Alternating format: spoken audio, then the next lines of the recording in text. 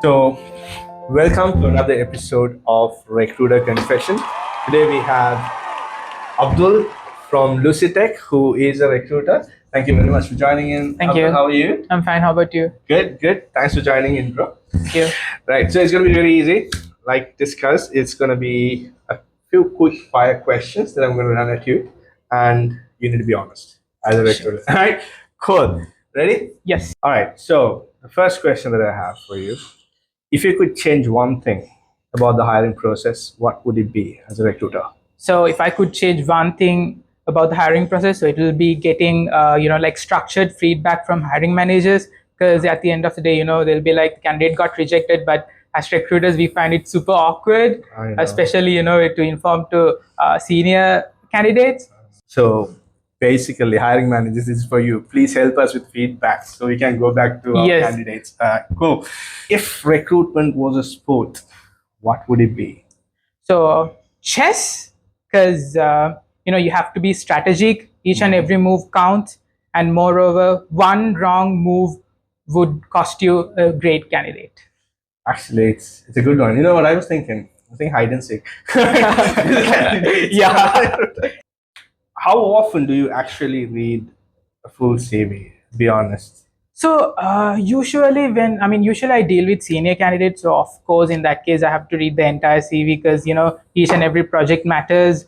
But when it comes to junior candidates, usually I skip these hobbies, and I don't. To be honest, like I rarely even download the cover letters. Makes sense. Yes. I was just doing a video about that. I mean, few things I think you also did Yes, comment yes. about it, right? Yeah. All right, this is going to be interesting. What's the craziest mistake that you've done as a recruiter? When did you mess up? Yeah. You didn't So this actually happened a few years back when I was very new to the industry. Okay. So I accidentally reached out to a person who was already working at my company. Oh shit. Okay. This. Okay. So you were at the company reaching out Yes. to an employee from your own company. Exactly. Bloody Exactly. hell. And that guy was like, "Bro, I'm already working here." But at least you've been in alignment with the requirement because what's one thing candidate should never say in an interview? Bad mouthing about their previous company. I mean, that's a big red flag. So the interviewer might think, okay, like if this guy is talking about his previous company like that, when he leaves, he might, bad mouth about our company as well. So I guess they should avoid it. That's true. It's becoming a little toxic.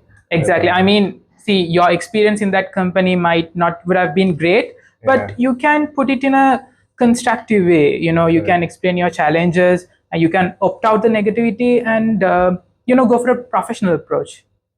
I call you. So candidates, if you're watching, so this is something that you need to really watch out when you interview. Don't badmouth your previous employer. Right.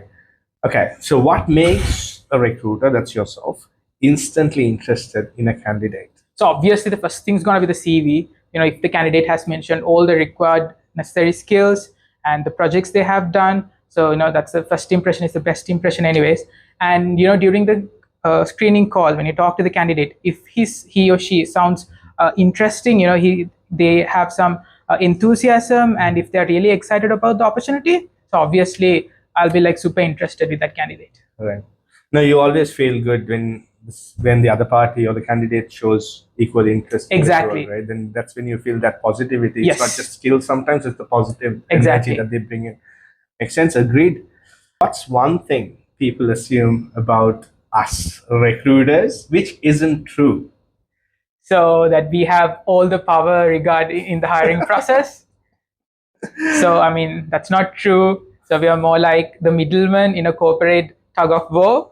Absolutely. It's like we have to like provide updates for the candidates, as well as we have to provide more candidates for the hiring managers. It's like at the end of the day, we are stuck in the middle trying to make everyone happy. Absolutely. I mean, if we had that power, we would kind of hire all of you guys. To be honest. Say you have a long day, a lot of interviews. Maybe it could be a bad day. How do you kind of de-stress yourself? So I scroll through social media. Instagram. Yes. Yeah. But my algorithm plays with me, so even if I go there, I'd be getting something related to a candidate, something related to recruitment. So that's a bit crazy though. One last question for you. What is that one piece of advice that you would give as a recruiter for candidates who's looking out?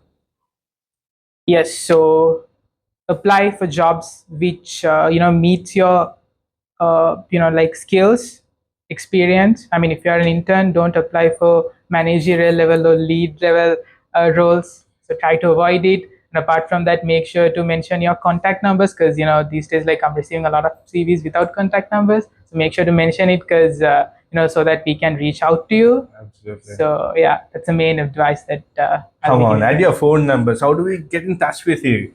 Emails don't work at times. Cool. Right. Thank you so much for your time. It was a pleasure talking to you, Abdul. Thank you. And yeah, thanks for your time. Thank you. Thank you very All right. much. Thank you.